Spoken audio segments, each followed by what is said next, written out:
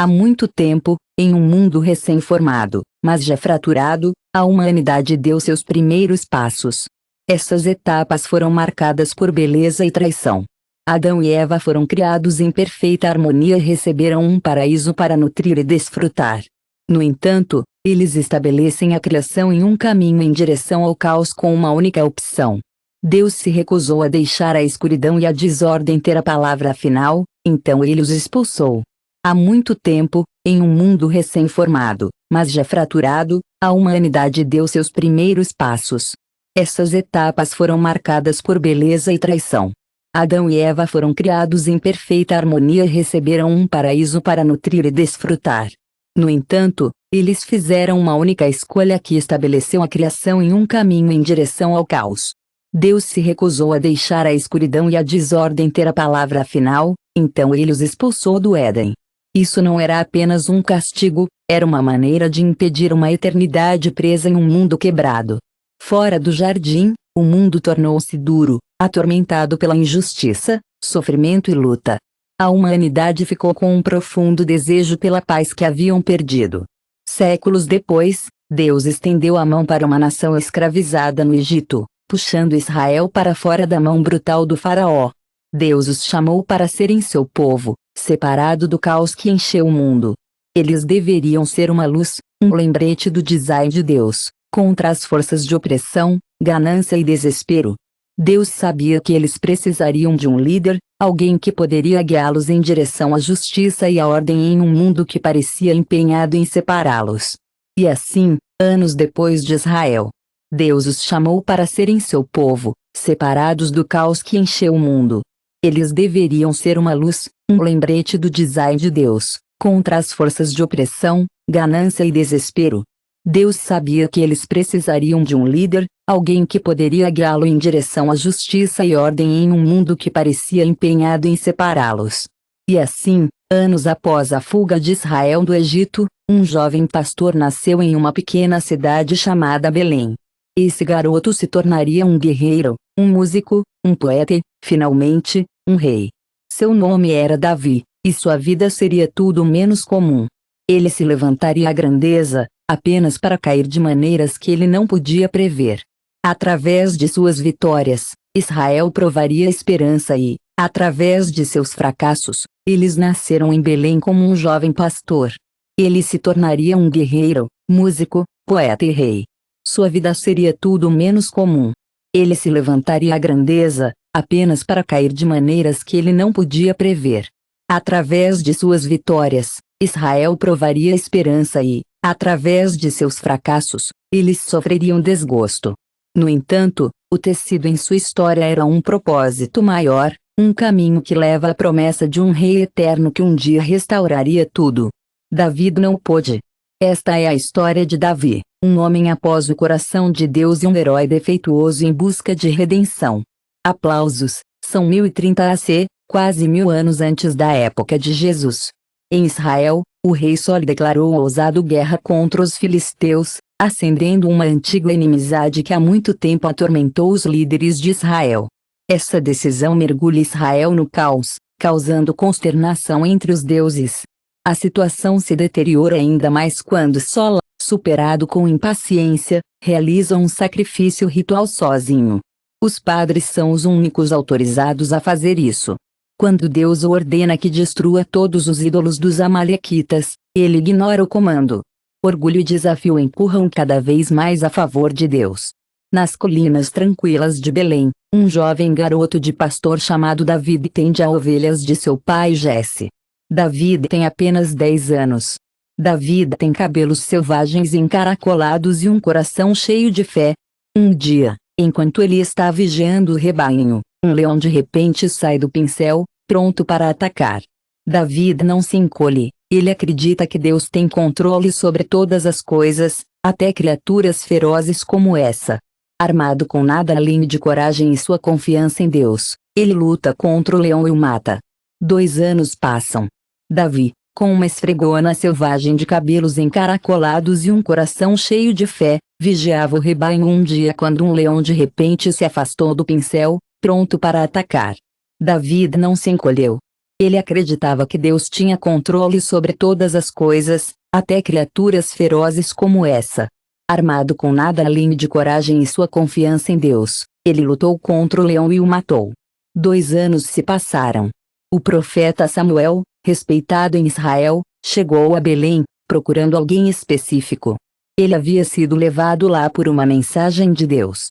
Quando ele finalmente conheceu Davi, ele revelou o propósito de sua visita. Deus havia escolhido esse jovem garoto pastor para ser o próximo rei de Israel. No entanto, Saul ainda estava no trono, e sua mente estava atormentada por um espírito maligno enviado a ele. O profeta Samuel, respeitado em Israel, chegou a Belém em uma missão. Deus o havia enviado para encontrar alguém específico. Quando ele finalmente conheceu Davi, ele revelou seu propósito. Deus havia escolhido esse jovem pastor para ser o próximo rei de Israel. No entanto, Saul ainda estava no trono, e um espírito maligno o atormentou. Na tentativa de acalmá-lo, os servos de Saul sugeriram que ele encontrasse um músico. Eles recomendaram um jovem garoto pastor de Belém chamado Davi, conhecido por seus talentos musicais, bravura, sabedoria e presença divina. Sem saber, Saul acabou contratando a própria pessoa que um dia tomaria seu lugar como rei. Outro ano se passou, cheio de empregados de Saul em andamento, sugerem que ele encontre um músico. Eles recomendam um jovem garoto pastor de Belém chamado Davi, conhecido por seus talentos musicais, bravura, sabedoria e presença divina. Sem saber, Saul acaba contratando a própria pessoa que um dia tomará seu lugar como rei. Outro ano passa, cheio de batalhas em andamento contra os filisteus até que o exército filisteu retorne com um desafio. Eles enviam um guerreiro imponente de 10 pés de altura, usando 40 libras de armadura e carregando uma lança de 3 polegadas. Seu nome é Golias, e ele provoca os israelitas, desafiando-os a enviar um campeão para enfrentá-lo. Mas os israelitas ficam paralisados com medo. Davi, ainda apenas um pastor, chega ao Davi e declara ousadamente: vou lutar contra o gigante. Eu nem precisarei de armadura. Usarei 5 pedras lisas de um rio próximo. Deus me guiará com apenas um tiro da minha funda.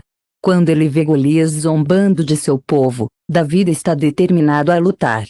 Ele sabe que Deus o guiará. Esta vitória chama a atenção de Saul. Ele estava na presença de Davi há algum tempo. Davi está determinado a lutar por seus irmãos que estão lutando na linha de frente. Davi escreveu a maior parte de seus salmos em um certo momento, e este provavelmente foi o momento que inspirou seu primeiro salmo, 9. Nele, ele escreve: quando meus inimigos se voltam, eles tropeçam e perecem antes de sua presença, pois você se sustentou da minha direita e da minha causa. Você se sentou no seu trono, a julgar justamente. Essa vitória chama a atenção de Saul, embora Davi esteja na presença de Saul há algum tempo. Davi escreveu a maior parte de seus salmos em um momento em que seus inimigos foram voltados, tropeçando e perecendo diante do Senhor. Em seu primeiro salmo, Davi escreve: você se sentou no seu trono a julgar justamente, você confirmou minha direita e minha causa. Essa vitória chama a atenção de Saul, embora Davi esteja em sua presença há algum tempo. Agora, quando ele vê Davi enfrentar os filisteus, Saul se volta para Abner, seu comandante do exército, e pergunta: quem é esse jovem? Abner responde: por mais que você vive, ó rei, eu não tenho ideia. Então Saul diz a ele: descubra de quem ele é o filho. Depois que Davi volta de matar Golias, Abner o leva antes de Saul, ainda segurando a cabeça do gigante. Saul pergunta: quem é esse seu filho? Davi, um jovem, declara com confiança: eu sou filho de seu servo Jesse de Belém. Após essa declaração, Davi é convidado a residir no palácio, onde provavelmente encontra o filho de Saul, Jonatã, pela primeira vez. Os dois imediatamente formam uma forte amizade, comprometendo-se a se proteger incondicionalmente. Saul oferece inicialmente a Davi sua filha, Mora, em casamento. Davi declara corajosamente: eu sou filho de seu servo Jesse de Belém. Davi é então convidado a morar no palácio, onde conhece o filho de Saul, Jonatã. Os dois rapidamente se tornam amigos íntimos, comprometendo-se a se proteger. Saul oferece inicialmente a Davi sua filha Mícala em casamento, mas o ciúme supera, e ele a entrega a outro homem. No entanto, a outra filha de Saul, Mícala, se apaixona por Davi. Saul concorda com o casamento em segredo. Saul espera que enviar Davi para a batalha o mate, mas Davi, protegido por Deus, derrota mais inimigos do que qualquer outra pessoa, até o próprio Saul. Logo, as pessoas estão cantando louvores a Saul. O ciúme supera, e ele a dá a outro homem. No entanto, a outra filha de Saul, Missal, se apaixona por Davi, e Saul concorda com o casamento em segredo. Saul espera que enviar Davi para a batalha o matará, mas Davi, protegido por Deus, derrota mais inimigos do que qualquer outra pessoa, até o próprio Saul. Logo, as pessoas estão cantando, Saul matou H milhares, e Davi suas dezenas de milhares. Saul se torna cada vez mais paranoica, temendo a crescente popularidade de Davi. O que mais ele poderia querer do que o próprio reino? Ele lança uma lança para Davi enquanto está tocando harpa, mas a esposa de Jonathan, cada vez mais, temendo a crescente popularidade de Davi. Nessa época, ele provavelmente escreve o Salmo 11, no Senhor, eu me refugio. Como você pode me dizer, fuja como um pássaro para as montanhas. Mical o ajuda a escapar sob a cobertura da noite. Em vez de fugir para as montanhas, Davi se volta para o único lugar que ele sabe que pode encontrar refúgio, a presença de Deus. Davi vai a Samuel por orientação, mas Saul é implacável. Davi procura Jonatã, que o ajuda a escapar novamente. Ainda assim, Davi não tem lugar seguro para ir. Por desespero, ele corre para o tabernáculo em Nob e conhece o padre. Davi diz, eu sou o homem do rei. O rei me enviou uma missão e me disse para não avisar ninguém. Estou enviando você para conhecer meus homens em um determinado lugar. Davi pede pão sagrado e uma arma, alegando que precisa deles para esta missão. O pão, que normalmente é mantido na presença de Deus, não deve ser movido ou comido por ninguém além dos sacerdotes. No entanto, concede, mesmo dando a Davi, estou enviando você para conhecer meus homens em um determinado lugar. Davi pede pão sagrado e uma arma, alegando que precisa deles para esta missão. O pão, que normalmente é mantido na presença de Deus, não deve ser movido ou comido por ninguém além dos sacerdotes. No entanto, um homem cumpre, mesmo dando a Davi a própria espada de Golias. Essa arma deve lembrar a Davi de sua antiga fé em Deus e que ele não tem nada a temer senão temer a si mesma. Nos 8 anos seguintes, ele permanecerá em fuga, compondo muitos de seus salmos mais sinceros. Entre eles estão os salmos 17, 31, 34, 35, 52, 54, 56, 64, 109 e 140. Ao gritar, ó Deus, ouça minha oração. Ouça as palavras da minha boca. Homens cruéis estão atrás de mim, procurando minha vida.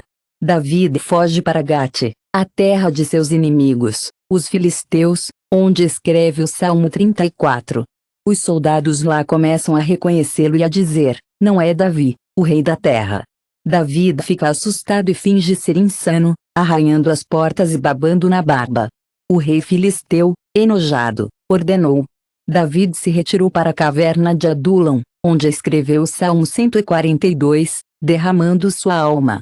Eu clito a você, ó Senhor. Você é meu refúgio, minha porção na terra dos vivos. Atenda ao meu grito. Sou muito baixo. Entregue-me dos meus perseguidores, pois eles são fortes demais para mim. Gradualmente, os amigos da família de Davi e outras pessoas em perigo se reúnem ao seu redor na caverna. Eles formam um grupo leal, e Davi se torna seu líder. No entanto, a ameaça constante de Saul o obriga a se mover constantemente, buscando refúgio onde quer que ele possa encontrá-la.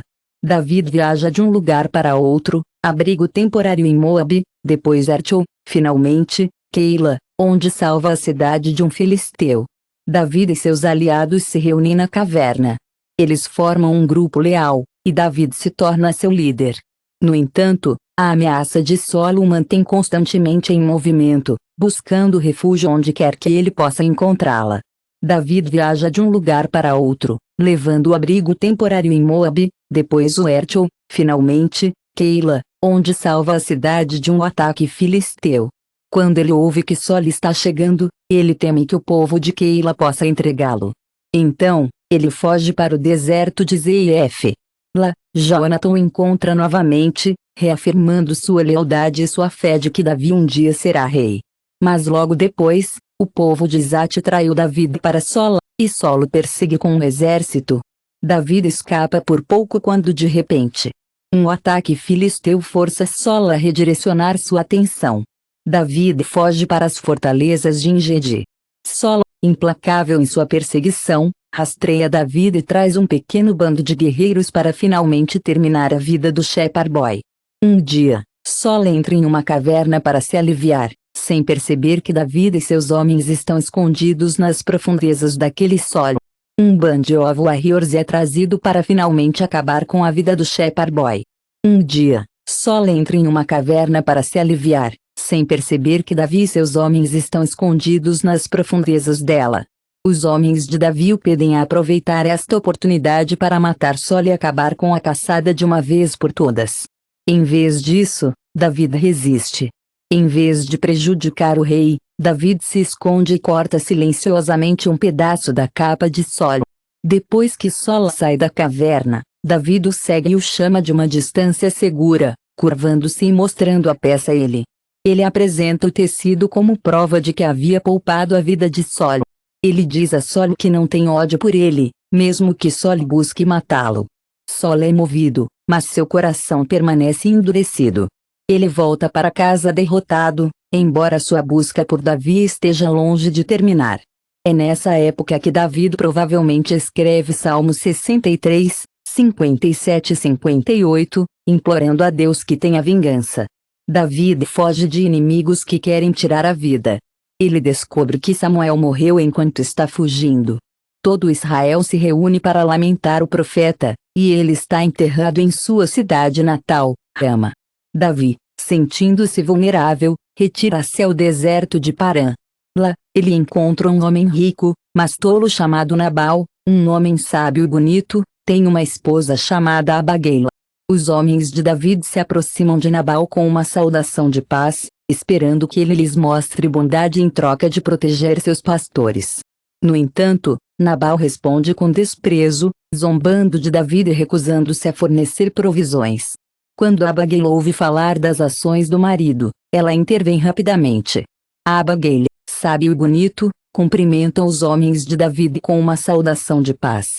Ela espera a bondade em troca da proteção que forneceu para os pastores de seu marido. Em vez disso, ele zomba de Davi e se recusa a fornecer provisões. Quando Abigail ouve falar das ações do marido, ela intervém rapidamente. Ela reúne comida e suprimentos, sai para conhecer Davi e humildemente implora por perdão em nome de seu marido.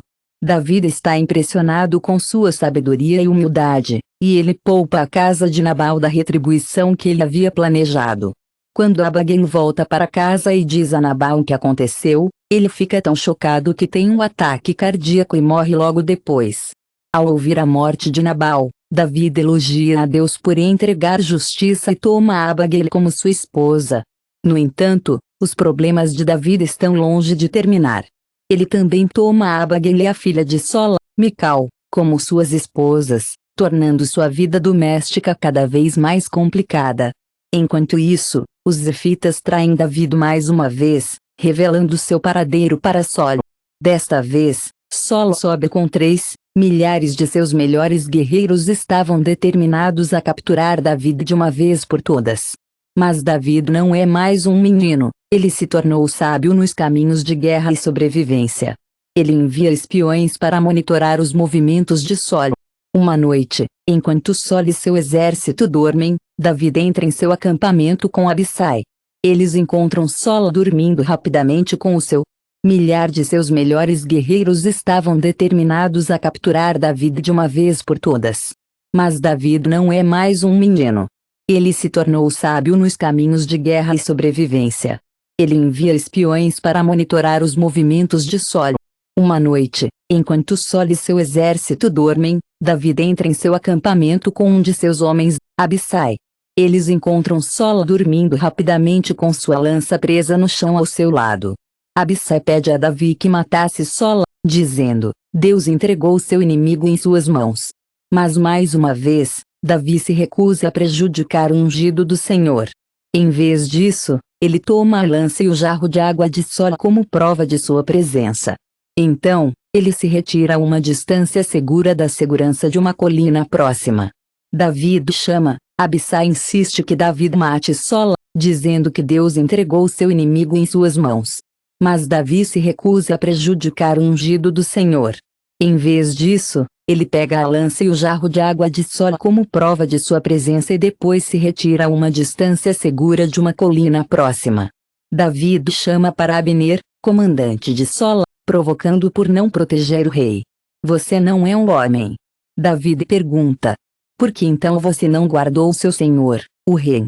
Alguém veio destruir seu senhor, o rei. O que você fez não é bom. Tão certamente quanto o Senhor vive, você merece morrer porque não o vigiava. Davi confronta o ousado Abner, comandante de Sol, acusando-o de seu fracasso em proteger o rei. Você afirma ser um homem de Israel, mas o que você fez? Você não protegeu seu senhor, o rei. Alguém veio destruir o rei, e você não conseguiu detê-los. Você cometeu um grave erro e agora você deve morrer. Você não vigiou seu mestre, o Senhor é ungido. As palavras de Davi são diretas e seu tom é inconfundível. Ele exige uma resposta, apontando a lança do rei desaparecida e o jarro de água. Sol, ouvindo a voz de Davi, é impressionado com remorso. Ele reconhece Davi como seu verdadeiro sucessor e promete parar de persegui-lo e voltar para casa.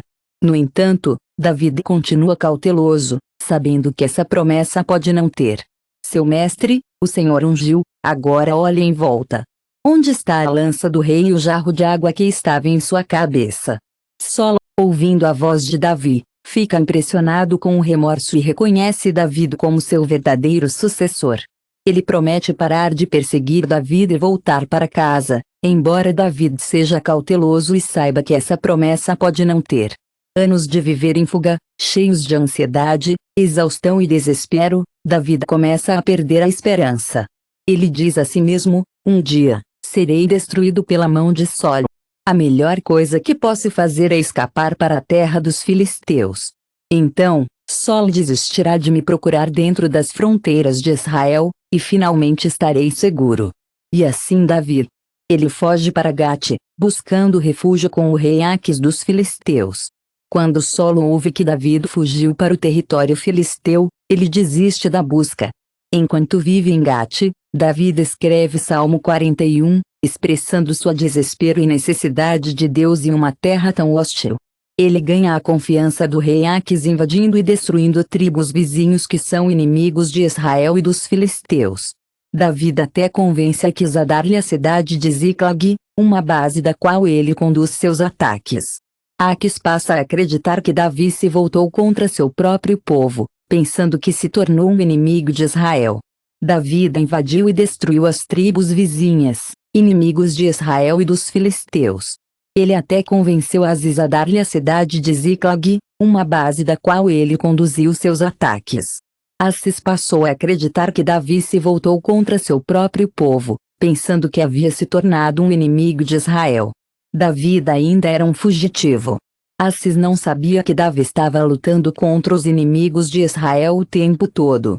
O tempo passou, e o rei Aziz começou a confiar tanto a Davi que solicitou sua ajuda para guardar o acampamento em Gate, enquanto o exército filisteu se preparava para ir para a batalha contra Israel.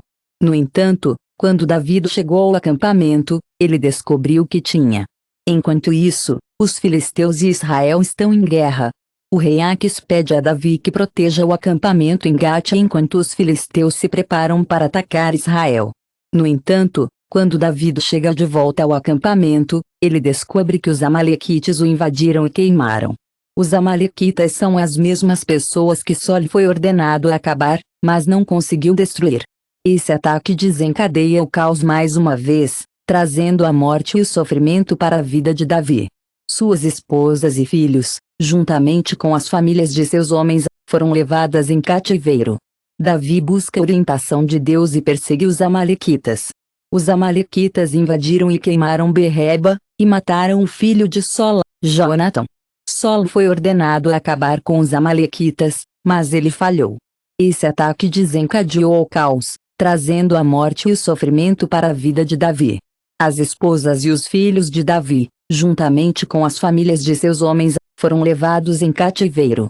Davi perseguiu os amalequitas com seus homens e eles atacaram, recuperando todos os cativos, incluindo suas esposas e filhos, e recuperando os despojos da guerra. Davi então devolveu alguns dos despojos aos filisteus, mostrando-lhes um gesto de paz, apesar de permanecer comprometido com Israel. Enquanto isso, uma batalha feroz eclodiu entre os filisteus e Israel. Sol com seus homens, Davi ataca ousadamente, agarrando todos os cativos, incluindo suas esposas e filhos, e protegendo os despojos da guerra. Ele então retorna alguns dos despojos aos filisteus, exibindo um gesto de paz, apesar de seu compromisso inabalável com Israel. Enquanto isso, uma batalha feroz entra em erupção entre os filisteus e Israel, reivindicando a vida de Sol e seu filho Jonatã, o amigo mais próximo de Davi. Oprimido pela perda de Jonatã e Sol, o ex-rei com quem ele serviu, Davi sofre profundamente. O caminho para o trono para Davi fica mais claro com a derrota dos filisteus, um ponto de virada que leva a sua rápida unção como rei sobre a tribo de Judá. Jonatã, o mais próximo amigo de Davi, e Sol, ex-colega de Davi, foram mortos em ele luta. Davi foi dominado pela dor pela perda de Jonatã e Sol, o rei que ele serviu. A derrota dos filisteus marcou um ponto de virada para Davi, que logo foi ungido rei sobre a tribo de Judá. No entanto, seu governo não viria sem conflitos. Uma guerra civil entrou em erupção em Israel quando a tribo de Judá permaneceu leal a Davi. Enquanto a maioria das outras tribos continuou a seguir a casa de Sol, Abna, comandante do exército de Sol, tentou manter o domínio do filho de Sol, Isbosete.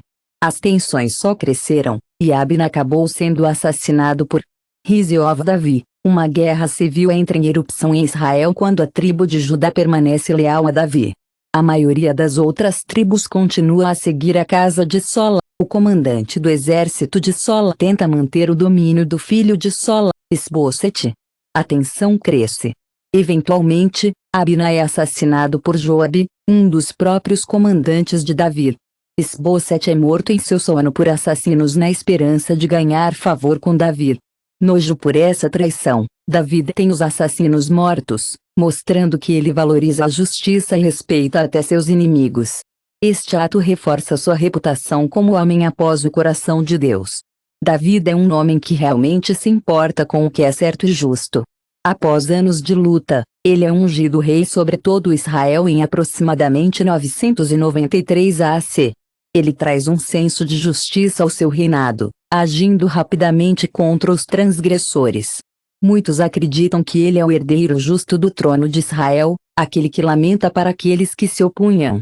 Davi, um homem de justiça e moralidade inabalável, foi ungido rei sobre todo Israel em aproximadamente 993 AC.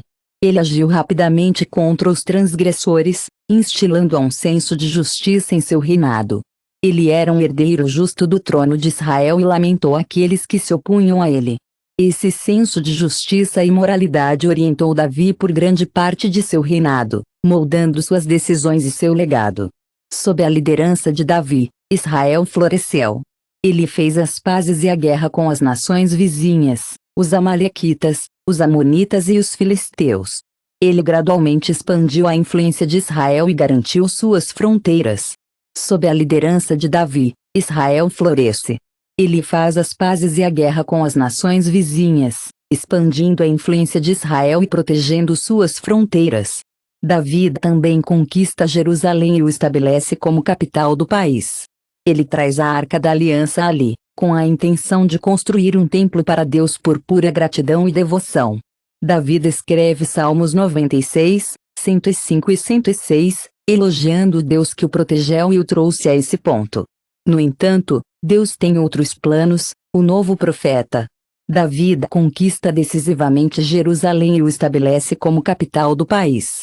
Ele traz a Arca da Aliança ali com a intenção de construir um templo para Deus por profunda gratidão e devoção. Davi escreve Salmos 96, 105 e 106, elogiando o Deus que o protegeu e o trouxe a esse ponto. No entanto, Deus tem outros planos para Israel. O novo profeta, Natan, diz a Davi que ele não é quem construiu o templo. Em vez disso, Deus promete que um dos filhos de Davi o construirá. Mas a profecia de Natan vai além de apenas um prédio. Ele diz a Davi que sua dinastia durará para sempre e que um de seus descendentes será um rei eterno. Este é o tão esperado triturador de cobra de Gênesis. Natan diz a Davi que não é o único a construir o templo, mas Deus promete que um dos filhos de Davi o construirá. A profecia de Natan vai além de apenas um edifício. Ele diz a Davi que sua dinastia durará para sempre e que um de seus descendentes será um rei eterno, tão esperado triturador de cobra de Gênesis. Aquele que trará verdadeira justiça ao mundo. Davi, cheio de admiração, canetas mais salmos, incluindo alguns de seus mais profundos e adoradores, Salmos 2, 16, 22, 45, 110 e 118. Nesse ponto, se nunca tivéssemos lido a Bíblia antes, poderíamos pensar que a história chegou a um final feliz. O reino de Davi parece se tornar um Éden restaurado, um lugar onde reina as bênçãos e a justiça de Deus. A história não é tão simples. É uma história tecida de bênçãos e maldições, refletindo o caráter de um Deus justo e justo rei sobre toda a criação e as trágicas falhas da humanidade, que nos levam a ansiar por um rei verdadeiro e eterno. Davi não é proibido de construir o templo por causa de suas lutas anteriores para confiar em Deus, nem é barrado por causa do pecado. Em vez disso, Davi é impedido de construí-lo porque ele é, no final do dia, um ser humano defeituoso e limitado, um mero sombra do Rei Eterno para o qual todos desejamos. Davi não é quem trará o Eterno. Davi não é proibido de construir o templo por causa de suas lutas anteriores para confiar em Deus. Ele não é barrado por causa do pecado. Davi é impedido de construí-lo porque ele é, no final do dia, um ser humano defeituoso e limitado, uma mera sombra do Rei Eterno. Todos ansiamos por alguém que trará paz a Israel. Ansiosos por alguém que cumprirá a promessa. Ansiamos o herdeiro eterno. Mas Davi não é o cumprimento de nenhum deles. Então, uma primavera, a história de Davi toma uma curva sombria. Seu exército está lutando contra os amonitas no cerco de Raba. Davi escolhe ficar para trás em Jerusalém. Do telhado de seu palácio, ele vê uma linda mulher chamada Batseba. Seba tomando banho em um telhado próximo. Davi a convoca, e ela engravida. Em vez de ter suas ações, Davi segue um caminho diferente. Ele tem Urias, o Etita, o marido de Seba e um dos leais soldados de Davi. Confia em seu caso. Davi teme o que acontecerá se Urias descobrir. Davi inventa um plano. Ele chama Urias de volta do campo de batalha, esperando que ele durma com sua esposa e pense que a criança é dele. Mas Urias, leal a seus colegas soldados, se recusa a desfrutar do conforto de casa enquanto o exército ainda está no campo. Frustrado, Davi organiza que Urias seja enviado para a linha de frente, onde sabe que Davi inventa um plano para enganar Urias a voltar ao campo de batalha para que ele possa dormir com sua esposa e pensar que a criança é dele. Urias, leal a seus colegas soldados, se recusa a desfrutar do conforto de casa enquanto o exército ainda está no campo. Frustrado, Davi envia Urias para as linhas de frente, onde sabe que será morto. As ações de Davi espelham o desespero e o engano de Sola, as próprias características que já haviam ameaçado a vida de Davi. Quando Urias morre em batalha, Davi toma Batseba como sua esposa. Mas Deus não está cego para o que Davi fez. O profeta Natan confronta Davi, usando uma parábola para revelar a profundidade de sua culpa. As ações de Davi espelham o desespero e o engano de Sola. Estes são os próprios traços que já ameaçaram a vida de Davi. Após a morte de Urias em batalha, Davi toma Batseba como sua esposa. Mas Deus não está cego para o que Davi fez. O profeta Natan confronta Davi, usando uma parábola para revelar a profundidade de sua culpa. Natan profetiza que o castigo de Davi não cairá diretamente sobre ele, mas em seus descendentes. A família de Davi suportará as consequências de sua irregularidade. Essa maldição de Neitembeque se torna um momento crucial na vida de Davi, ecoando o exílio do Edém e a idolatria do bezerro de ouro. Estes são momentos em que a humanidade. Neitem prevê corajosamente que o castigo de Davi não será direto, mas será transmitido a seus descendentes. A família de Davi suportará as consequências de suas ações. Esta maldição de Neitem marca um momento crucial na vida de Davi, semelhante ao exílio do Edém e a idolatria do bezerro de ouro. Esses eventos mostram como as ações da humanidade levaram à separação das bênçãos de Deus. Humilhado e com o coração partido, Davi se arrepende, derramando sua tristeza e remorso no Salmo 51, um dos salmos mais famosos de confissão e penitência. Nele, ele grita: "Tenha misericórdia de mim, ó Deus, de acordo com o seu amor infalível, de acordo com sua grande compaixão, apagar minhas transgressões, de acordo com sua abundante misericórdia." As falhas de Davi levaram à sua separação das bênçãos de Deus. Humilhado e com o coração partido, Davi se arrependeu, derramando sua tristeza e remorso no Salmo 51, um dos salmos mais famosos de confissão e penitência. Nele, ele grita: "Tenha misericórdia de mim, ó Deus, de acordo com o seu amor infalível e de acordo com sua grande compaixão. Apagar minhas transgressões, de acordo com sua vontade." Apesar do genuíno arrependimento de Davi, as consequências de suas ações foram graves e inevitáveis. A maldição Neitem colocou a família de Davi logo começou a se desdobrar, trazendo dor e tragédia que ecoaram a queda de Adão e Eva. Assim como o pecado de Adão tinha ondulações através das gerações, o pecado de Davi levará seus descendentes a uma espiral de caos. O arrependimento de Davi é genuíno, mas suas ações têm consequências graves e inevitáveis. A maldição de Neitem sobre a família de Davi logo se desenrola, trazendo dor e tragédia. Isso ecoa a queda de Adão e Eva, pois o pecado de Adão teve efeitos causiosos através das gerações. O pecado de Davi levará seus descendentes a uma espiral de caos e sofrimento. O primeiro filho de Davi, Anon, é consumido por seus próprios desejos egoístas e luxúria pelo poder. Sua obsessão o leva a cometer um ato hediondo, que rivaliza até a história de Caim. Anon pega com força sua própria meia-irmã, Tamar, em um ato indescritível que separa sua família. O irmão cheio de Tamar, Absalom, o terceiro filho de Davi, é o primeiro filho de Davi, Anon, é consumido por seus próprios desejos egoístas e luxúria pelo poder. Sua obsessão o leva a cometer um ato hediondo, que rivaliza até a história de Caim. Anon pega com força sua própria meia-irmã, Tamar, um ato indescritível que separa sua família. O irmão cheio de Tamar, Absalom, o terceiro filho de Davi, fica furioso quando ele aprende das ações de Anon. Impulsionada pela vingança e desilusão, Absalão conspira com os outros filhos de Davi para assassinar Anon, vingando a violação de sua irmã. Enquanto isso, Davi, pego em suas próprias falhas e assombrado por seu passado, pouco faz para abordar a turbulência em sua casa. Em seu medo e passividade, ele indiretamente desconsidera os comandos dos reis de Israel estabelecidos em Deuteronômio, que exigem a justiça e a responsabilidade.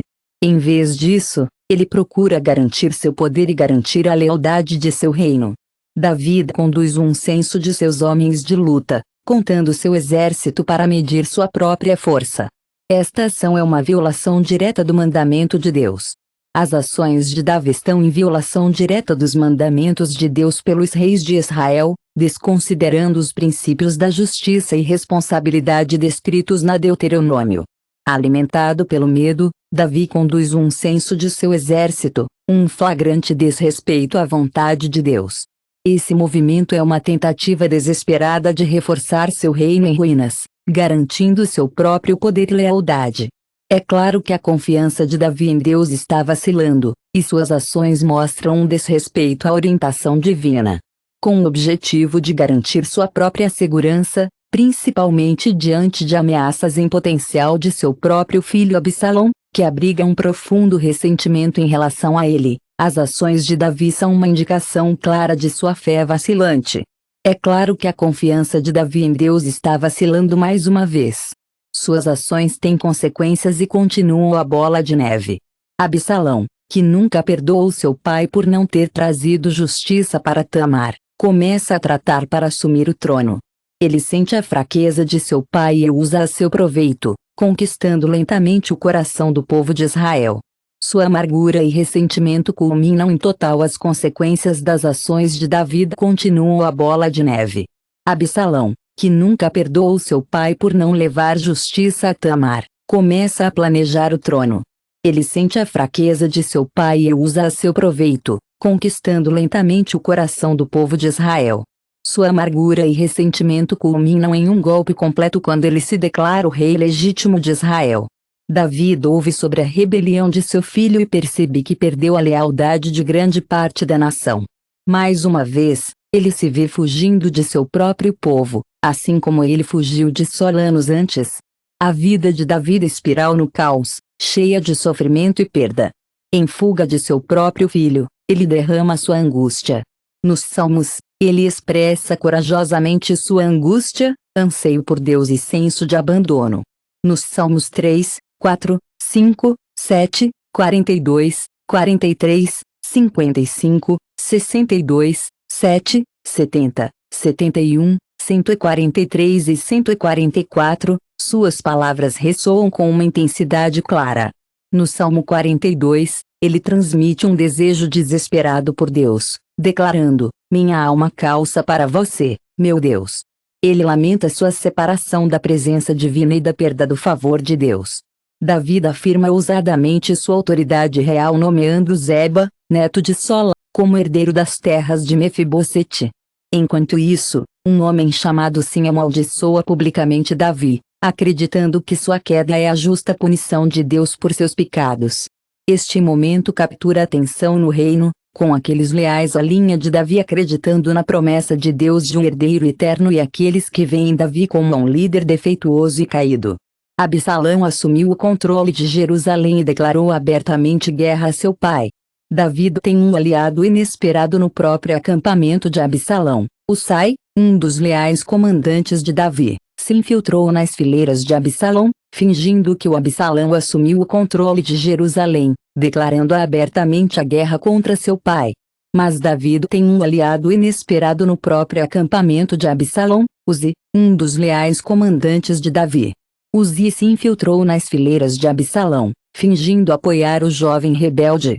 As táticas inteligentes de Absalão dão a Davi o tempo que ele precisa para se reagrupar e se preparar para a batalha pela frente. Sua ação se torna a batalha mais intensa e furiosa, aumentando as apostas nessa luta pelo poder. No calor da batalha, o destino de Absalão toma uma repentina virada trágica. O destino de Absalão dá uma repentina virada trágica enquanto percorre a densa floresta. Seu cabelo é pego nos galhos de uma árvore, deixando-o suspenso e impotente. Sua mula foge. Joabe, um dos comandantes de Davi, encontra Absalão e o mata, pondo um fim à rebelião, mas trazendo profunda tristeza a Davi. Apesar de tudo, as ações de Absalão levaram à sua morte pelas mãos de Joabe, um comandante de Davi. Davi chora profundamente por seu filho, clamando: ó, meu filho Absalão! Meu filho, Absalão! Se ao menos eu tivesse morrido em vez de você, ó, Absalão, meu filho, meu filho! Enquanto a morte de Absalão remove a ameaça imediata ao reino de Davi, sua dor é esmagadora. Sua vida foi marcada. Davi chora profundamente por seu filho, clamando: ó, meu filho Absalão! Meu filho, Absalão! Se eu tivesse morrido em vez de você, ó, Absalão, meu filho, meu filho! Com a morte de Absalão, a ameaça imediata ao reino de Davi é removida, mas sua dor é esmagadora. Sua vida foi marcada pela perda de tantos próximos a ele, e agora até seus próprios filhos estão mortos ou afastados. Quando Davi se aproxima do fim de sua vida, outro conflito surge. Seu filho mais velho, filho sobrevivente e herdeiro aparente Adonija, tenta reivindicar o trono por si mesmo, declarando-se rei antes da morte de Davi. No entanto, a esposa de Davi, mãe de Salomão, intervém, lembrando a Davi de sua promessa de coroar Salomão como seu sucessor. Natan, o profeta e Batseba, se aproximam de Davi, pedindo que ele cumpra sua promessa. Juntos, eles garantem que Salomão seja ungido rei, como Davi pretendia. Davi, embora cansado, perto da morte, Davi confirmou o direito de Salomão ao trono. Ele reuniu sua força restante para entregar suas palavras finais ao filho. O Deus de Israel falou, a rocha de Israel me disse, quando alguém governa as pessoas em retidão e regras no medo de Deus, ele é como a luz da manhã no nascer do sol em uma manhã sem nuvens, como o brilho após a chuva, que traz a grama da terra, o Davi, que passa por mais de 70 anos. Mas mesmo com as palavras de Davi em mente, sua história continua. A morte de Davi não terminou sua história. Sua vida, marcada por triunfo e tragédia, deixa uma marca profunda no coração de todos que sabem disso. A história de Davi agita algo no fundo de nós, um desejo por um governante que é maior do que qualquer rei humano, um líder que é perfeitamente justo. A história do legado de Davi está longe de terminar. Sua vida, marcada por triunfo e tragédia, deixa uma marca profunda no coração de todos que sabem disso. A história de Davi agita algo profundamente dentro de nós, um desejo por um governante que é maior do que qualquer rei humano, um líder que é perfeitamente justo e eternamente fiel. Davi era um homem depois do coração de Deus, mas ele também era um homem com falhas. Sua vida serve como um lembrete de que nenhum ser humano, por mais perto de Deus, pode realmente cumprir o papel de um rei eterno. Davi era um homem depois do coração de Deus. No entanto, ele também era um homem com falhas. Sua vida serve como um lembrete de que nenhum ser humano, por mais perto de Deus, pode realmente cumprir o papel de um rei eterno. Após a morte de Davi, uma expectativa permanece. O povo de Israel espera, seus corações anseiam por um rei que um dia terá tudo certo. A história de Davi os apontou para uma promessa, um governante de sua linha chegará, cujo reino nunca terminará. Este rei não será como Davi, sujeito a fraquezas e falhas humanas. Em vez disso, ele incorporará a perfeita justiça e misericórdia do próprio Deus. Então Salomão, filho de Davi, leva o trono. Salomão herda um reino unificado e fortalecido pelo reinado de seu pai. Um reino que agora está estabelecido. Em Jerusalém, a Arca da Aliança está alojada na cidade sob o governo de Salomão, levando uma era de paz e prosperidade incomparáveis para Israel. Salomão é um líder sábio e exigente, uma sabedoria que ele procurou em um sonho de Deus. Por um tempo, parece que o reino de Israel deve se tornar o farol da bênção de Deus para o mundo, um lugar onde a justiça, a sabedoria e a prosperidade brilham como um reflexo da glória de Deus. No entanto, à medida que Salomão envelhece, ele começa a cair nos mesmos padrões de pecado que atormentavam seu pai. Ele constrói o tão esperado templo para o Senhor em Jerusalém, mas o coração de Salomão é gradualmente desviado por suas muitas esposas estrangeiras e seus deuses. O reino que antes parecia tão cheio de promessa começa a fraturar, voltando para o caos que Davi lutou tanto de superar. As muitas esposas estrangeiras de Salomão e seus deuses gradualmente levaram seu coração a se desviar. O reino que antes parecia tão cheio de promessa começou a fraturar, voltando para o caos que Davi havia lutado tanto de superar. O desejo de um verdadeiro rei eterno apenas se aprofundou. A esperança de Israel continuou a estar na promessa que Deus fez a Davi, que um dia um descendente dele se levantaria, não apenas como um rei de Israel, mas como rei de toda a criação, governando com verdadeira justiça e justiça. Obrigado por assistir.